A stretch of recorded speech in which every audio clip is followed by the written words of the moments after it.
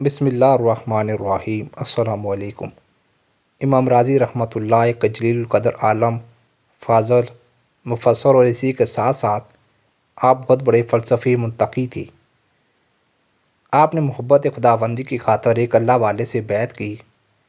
شیخ نے اذکار و وظائف بتائی، رات میں اٹھ کر تہجد پڑھنے کو کہا، ذکر کرنے کا حکم دیا۔ امام راضی رحمۃ اللہ حکم کے مطابق جب ذکر کے لیے رات میں بیٹھتے تو ان کو ایسا محسوس ہوتا تھا کہ ان کے اندر سے ایک دھواں نکل رہا ہے۔ انہوں نے چند دن تو دیکھا، اس کے بعد اپنے شیخ کے پاس جا کر شکایت کی کہ حضرت، میں ذکر کرتا ہوں تو مجھے ایسا محسوس ہوتا ہے کہ میرے دل کے اندر ایک آگ ہے، اس کا دھواں نکل کر میرے منہ سے باہر جا رہا ہے۔ شیخ نے کہا کہ یہ اللہ کی محبت کی آگ ہے جو دل میں لگ رہی ہے، اور تمہارے فلسفے اور منطق کے علوم کو جلا رہی ہے، اسی کا یہ دھواں ہے۔ امام راضی رحمۃ اللہ کو یہ سن کر بڑا افسوس ہوا، اس لیے کہ ان علوم کے پیچھے تو عمر لگائی تھی، زندگی گزاری تھی، بڑا پیسہ خرچ کیا تھا، رات رات جاگتے رہتے تھے، اپنا سارا رام و ریش اس کے پیچھے گنوا ڈالا تھا، یہاں تک کہ دنیا میں منطقیوں اور فلسفیوں کے امام قرار پائی تو امام راضی رحمۃ اللہ نے کہا کہ اتنا سارا علم جو میں نے اتنی محنت اور مجاہدے سے حاصل کیا ہے، اگر وہ جل کر راکھ ہو جاتا ہے تو یہ مجھے منظور نہیں ہے۔ اس لیے واپس چلے آئے، لیکن آگ تو اندر لگ چکی تھی، وہ ایک چنگاری کی شکل میں اندر دبی رہی۔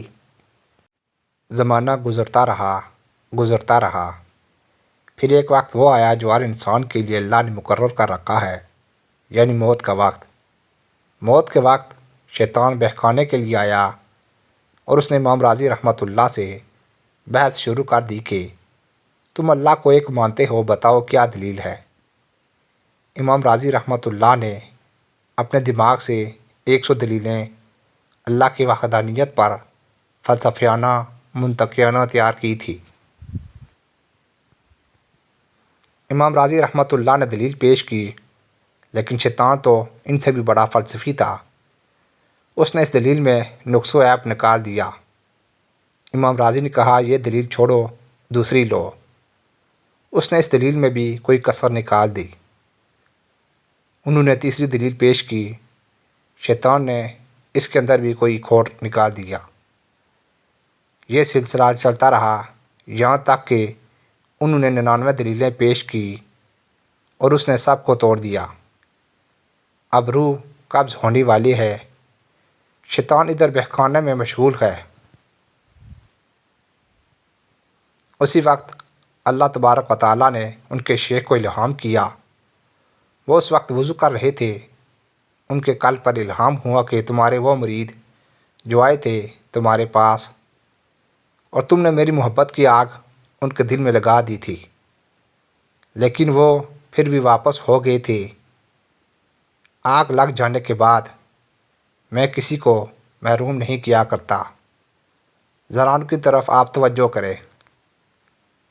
امام راضی رحمۃ اللہ کی وہ گفتگو جو شیطان کے ساتھ چل رہی تھی، اللہ نے ان کے بزرگ کو پہنچا دی۔ شیخ کو آواز آئی اور وہ سن رہے تھے۔ شیخ نے کہا کہ یہ کیا بحث و مباحثہ میں مبتلا ہو، کیوں نہیں کہہ دیتے کہ میں بے دلیل اللہ کو ایک مانتا ہوں، یہ دلیل وہ دلیل، یہ کیا دلیلیں ہیں؟ اللہ نے کہہ دیا کافی ہے ہمارے لیے، اب کسی دلیل کی ضرورت نہیں۔